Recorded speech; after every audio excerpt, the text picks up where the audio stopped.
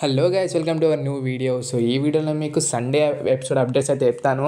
కొన్ని ఇన్పుట్స్ అయితే ఇచ్చారంట ఆడియన్స్ తరపు నుంచి కంటెస్టెంట్స్కి నాకు సార్.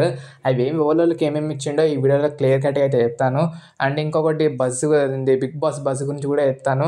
అదే రామరాథోడు శివాజీ గారిది ఏం క్వశ్చన్లు అడుగుండొచ్చు అది కూడా చెప్తాను. సో వీడియోని అయితే ఎండ్ వరకు అయితే చూడండి గైస్. 2 minutes కంటే పెద్దగా ఉండదు, రఫ్ చెప్పేస్తాను. సో వీడియోని అయితే తప్పకుండా లైక్ చేయండి. సో వీడియోని అయితే స్టార్ట్ చేసిద్దాం. ఫస్ట్ ఆఫ్ ఆల్ తనుజకైతే గేమ్లా చూడు, స్పోర్టివ్గా అయితే తీసుకో. ఓళ్ళని నేను తీసేసిన, నీకు అన్యాయం జరిగినా గట్టిగా నించో కానీ ఏడవకు, అట్లా ఏడిస్తే నీకే చాలా వీక్గా ఉంటుందని చెప్పిరంట. తప్పకుండా ఉంటుంది ఎపిసోడ్లో. అండ్ ఇమానుయల్కి నువ్వు కొంచెం సేఫ్ గేమ్గా ఆడుతున్నావు, రైవరీ పెట్టుకోవడం లేదు, భయపడుతున్నావా అని ఆడియన్స్ నుంచి చెప్పిచ్చిరంట ఇమానుయల్కి బాగా వ్యూస్ అవుతుంది నెక్స్ట్ వీక్ ఇదైతే.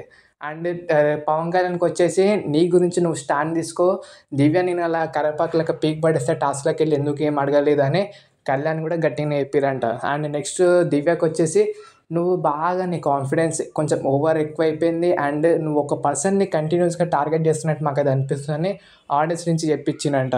సంజన గారికి ఇంకొకటి, మీరు ఫస్ట్ ఫ్యూ వీక్స్లో ఉన్న సంజన మీకు అయితే ఇప్పుడైతే లేరు, మేము సంజన 2.0 కావాలని అనుకుంటున్నామని ఆడియన్స్ చెప్పిరంట. అండ్ ఇప్పుడు రాము రాథోడ్ శివాజీ గారు కన్వర్జేషన్ గురించి మాట్లాడుతున్నాం. ఫస్ట్ రాము రాథోడ్ వస్తుంటేనే బొమ్మాయికి రాను ఆ సాంగ్ అయితే వేశారంట. సో అలా నా శివాజీ గారు కూడా ఇద్దరు కలిసి డాన్సెస్ కూడా అయితే వచ్చిరంట.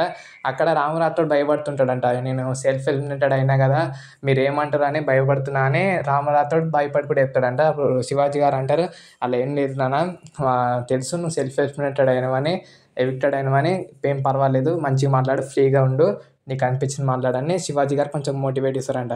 తర్వాతకి ఇద్దరు కలిసి మంచిగా మాట్లాడుకుంటారంట. శివాజీ గారు కూడా కొంచెం ఎమోషనల్ అవుతారంట రాము రాథోడ్ అలా ఫీల్ అయినందుకు. ఎందుకంటే శివాజీ గారు కూడా తెలుసు కదా, ఒక ఫ్యామిలీ ప్రేమ మనం సీజన్ 7లో అయితే చూసినాం.